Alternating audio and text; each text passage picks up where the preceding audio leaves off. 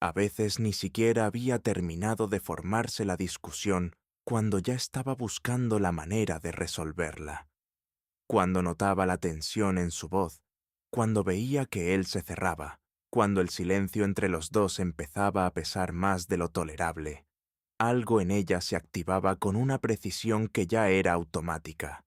¿Cómo suavizar? ¿Cómo ceder? ¿Cómo encontrar la frase que devolviera la calma al espacio que habitaban juntos? No esperaba que él reconociera lo que había hecho. No esperaba que pidiera disculpas.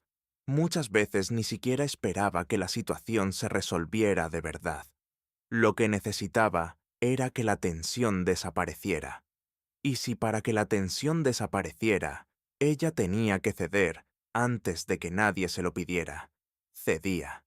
Y lo llamaba madurez, lo llamaba saber elegir las batallas, lo llamaba amor.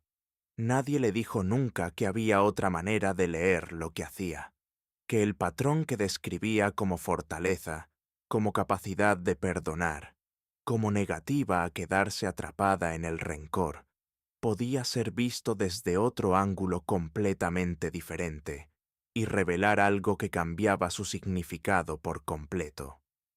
Que lo que ella sentía como generosidad podía ser, en una parte significativa y profundamente inconsciente, miedo. No miedo a él, necesariamente. Miedo a algo más antiguo y más fundamental. El miedo al conflicto en sí mismo. El miedo a lo que el conflicto sin resolver podría desencadenar. El miedo a la ruptura, al abandono, al vacío que quedaría si la relación no sobrevivía a la tensión. Y sobre todo, el miedo a las partes de sí misma que el conflicto activaba y que nunca había aprendido a sostener. Carl Jung habría reconocido ese patrón de inmediato, y no lo habría llamado virtud, lo habría llamado por su nombre psicológico preciso, la sombra de la paz. El mecanismo por el cual una mujer aprende, generalmente muy temprano en la vida, que el conflicto es peligroso, que la tensión es una amenaza que debe ser neutralizada, que la paz comprada a cualquier precio es mejor que la verdad que podría costar la estabilidad de un vínculo. Y ese aprendizaje, que en el contexto donde fue adquirido, podía haber sido completamente adaptativo y necesario, con el tiempo se convierte en una trampa, en una manera de relacionarse que parece generosa desde afuera, pero que por dentro erosiona algo fundamental, la capacidad de estar presente en una relación como una persona completa, en lugar de como alguien que administra el malestar ajeno a expensas del propio. ¿Dónde se aprende ese patrón? Jung señalaría que la respuesta, casi siempre, se encuentra en los primeros años de la vida, en el contexto donde se formó la primera comprensión de qué significa el conflicto y qué consecuencias tiene. Para una niña que creció en una casa donde el conflicto era ruidoso y destructivo, donde las discusiones entre los adultos terminaban en daño emocional o en silencios que duraban días, el aprendizaje es directo y poderoso. El conflicto destruye. La tensión es el preludio de algo que duele. La paz, aunque sea artificial, aunque sea conseguida a través de la supresión de la propia verdad, es infinitamente preferible a lo que viene cuando la tensión no es neutralizada a tiempo. Para otra niña, el aprendizaje puede haber llegado de una manera más sutil, pero igualmente determinante. En una familia donde el conflicto no era dramático, sino donde la desaprobación se manifestaba como distancia emocional, como retiro del cariño, como esa frialdad particular que los niños sienten con una precisión que ningún adulto puede fingir que no existe. En ese contexto, la niña aprende una ecuación diferente, pero igualmente poderosa. Cuando hay tensión, cuando hay desacuerdo, cuando ella no da lo que se espera de ella, el cariño se retira, la conexión se interrumpe.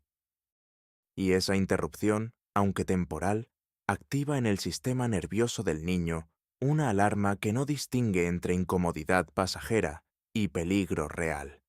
La respuesta adaptativa es clara: evitar todo lo que genere esa interrupción, suavizar, ceder, resolver antes de que el problema crezca. Ser la persona que no causa conflicto, porque causar conflicto tiene un costo que resulta insoportable. Lo que esa niña aprendió fue inteligente en el contexto en que lo aprendió. Fue la respuesta más funcional disponible para sobrevivir emocionalmente en el ambiente que le tocó. El problema no es que lo aprendiera. El problema es lo que ocurre décadas después, cuando esa misma estrategia se activa automáticamente en situaciones que ya no son las de la infancia, con personas que ya no son los adultos de los que dependía para su seguridad, en un contexto donde tiene recursos que la niña que aprendió esa lección no tenía. El problema es que la estrategia se volvió invisible, se volvió parte de la identidad, se volvió así soy yo. Una persona que perdona con facilidad, que no guarda rencor, que sabe gestionar el conflicto de manera madura. Y al volverse invisible, al dejar de ser reconocida como estrategia y pasar a ser percibida como carácter, ya no puede ser cuestionada. Ya no puede ser elegida conscientemente o descartada cuando no sirve. Simplemente ocurre. Jung señalaría que lo que va a la sombra en este proceso es precisamente lo que la estrategia excluye: la rabia, la indignación, la capacidad de sostener un desacuerdo sin necesidad de resolverlo inmediatamente, el derecho a no estar de acuerdo sin disculparse por ello, la habilidad de decir: lo que hiciste estuvo mal y necesito que lo reconozcas antes de que esto quede resuelto. Todo eso que no cabe en la identidad de la mujer que perdona rápido, que no guarda rencor, que sabe elegir las batallas, va directamente a la sombra.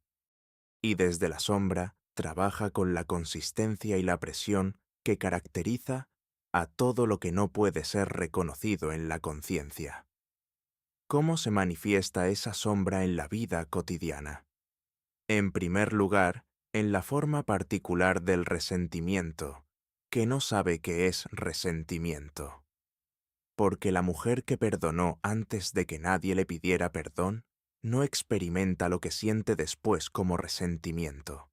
Lo experimenta como cansancio, como una tristeza difusa que no tiene causa concreta, como la sensación de que da más de lo que recibe, aunque no pueda señalar exactamente en qué momento ocurrió el desequilibrio, como la pregunta recurrente de ¿por qué se siente sola dentro de una relación donde técnicamente hay presencia y hay gestos de afecto?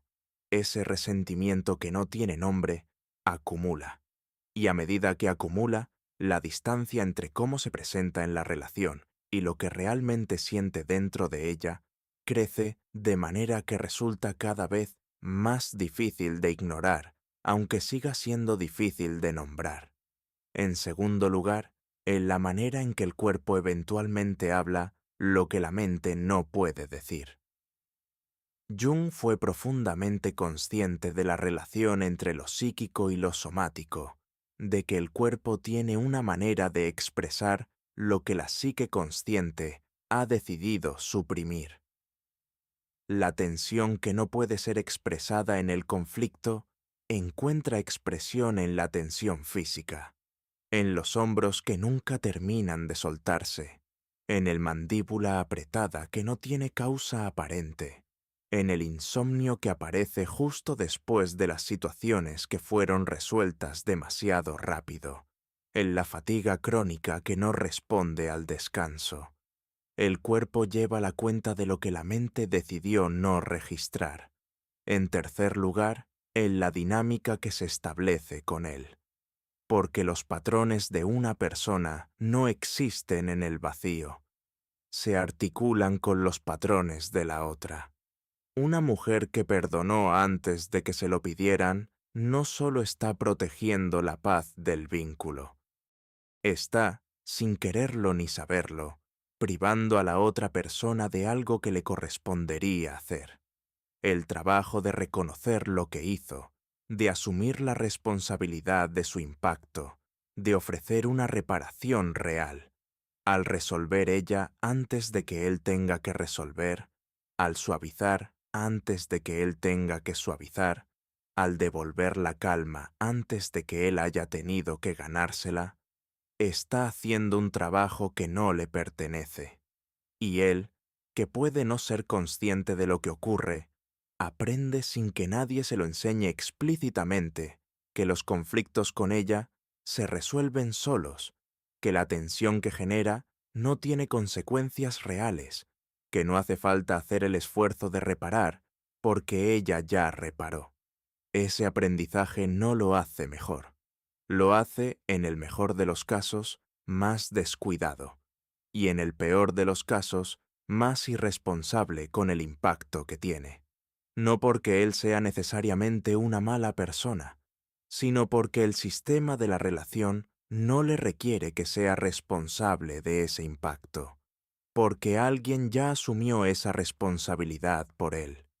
Jung lo explicaría desde la psicología de los sistemas.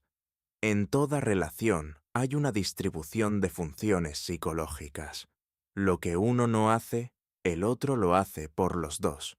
Lo que uno no siente, el otro lo siente por los dos.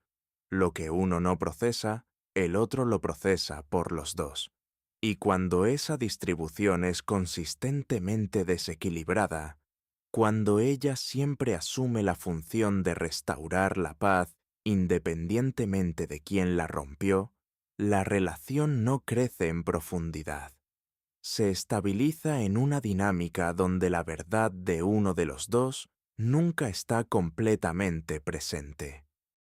La pregunta que Jung haría en este punto, la que cambia completamente la perspectiva y que la mayoría de las personas en este patrón no se han hecho nunca con toda su crudeza, es esta: ¿qué crees que pasaría si no perdonaras?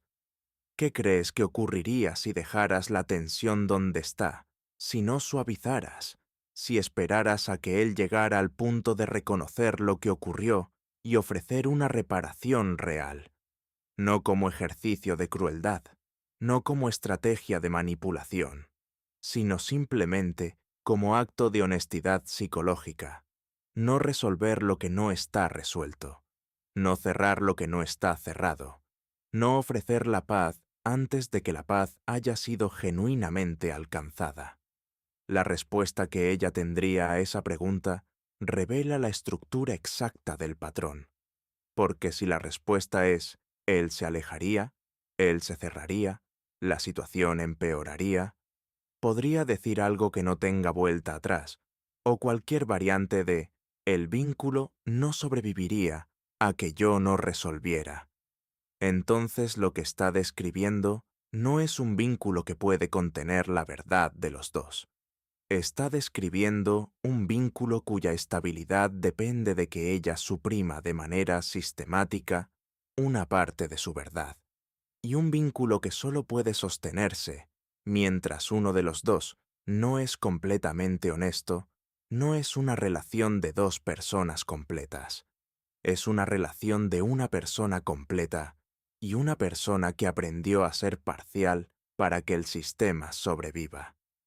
Jung señalaría que el trabajo que esta mujer necesita hacer no es aprender a ser más conflictiva, no es cultivar la confrontación como antídoto a la acomodación compulsiva.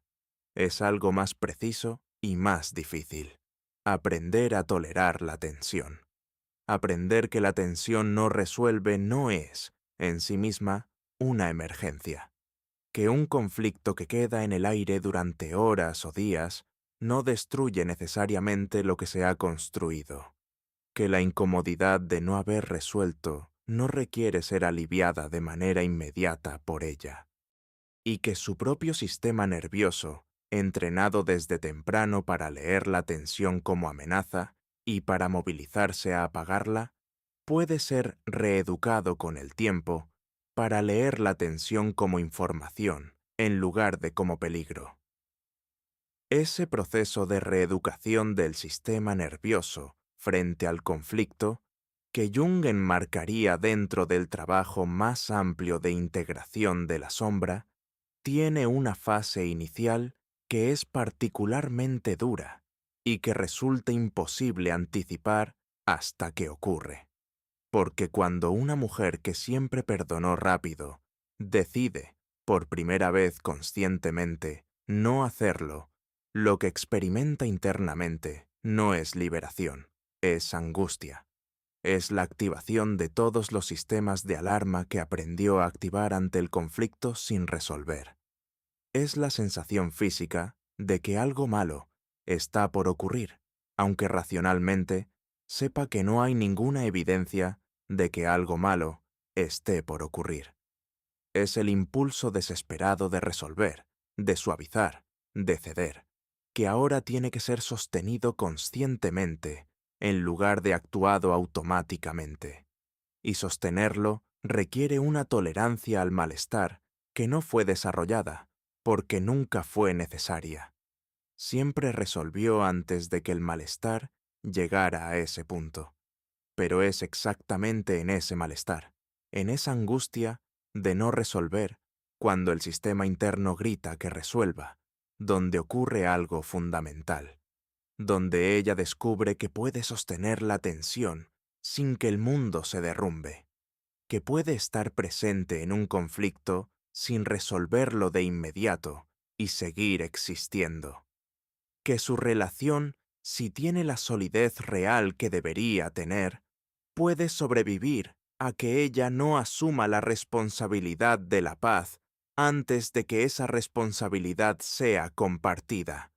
Y si la relación no puede sobrevivir a eso, si la estabilidad del vínculo realmente depende de que ella siga siendo la persona que resuelve siempre, antes de que nadie se lo pida, entonces esa información es la más importante que pudo obtener, porque le dice algo sobre la estructura real del vínculo que ninguna cantidad de perdonar rápido habría podido revelar.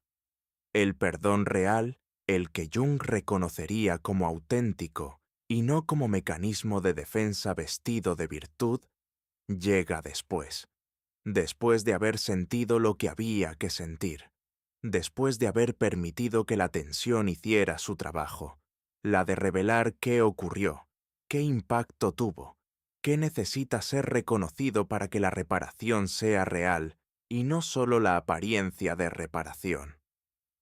Ese perdón no tiene prisa, porque no está siendo usado para evitar algo. No está siendo usado para neutralizar el miedo al conflicto, ni para mantener una paz que de otro modo no existiría. Está siendo ofrecido desde un lugar donde lo que ocurrió ha sido completamente procesado, donde la rabia y la indignación que merecían existir, existieron, donde la otra persona tuvo la oportunidad y la obligación de hacer su parte del trabajo. Ese perdón, cuando llega, es ligero. No tiene el peso específico del perdón que se da antes de tiempo. No lleva debajo la carga del resentimiento que no pudo ser dicho, de la rabia que tuvo que ser suprimida, de la verdad que no encontró el espacio para ser expresada.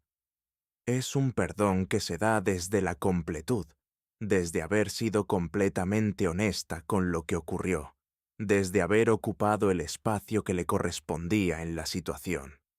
Y ese tipo de perdón no debilita el vínculo, lo profundiza, porque construye algo que el perdón rápido nunca puede construir: la confianza de que en esa relación hay espacio para que los dos sean reales, para que los dos sean vistos, para que los dos sean, cuando sea necesario, responsables.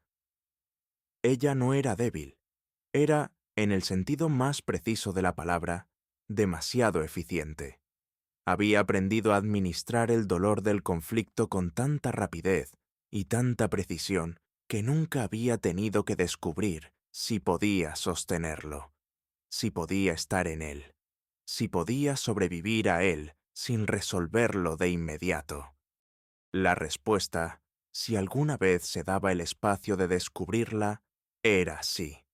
Podía.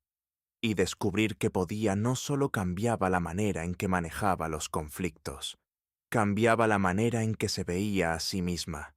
De alguien que necesita la paz para funcionar, a alguien que puede elegir cuándo ofrecer la paz y cuándo dejar que el conflicto haga el trabajo que solo el conflicto puede hacer. Y esa diferencia, aunque parezca pequeña desde afuera, lo cambiaba todo por dentro.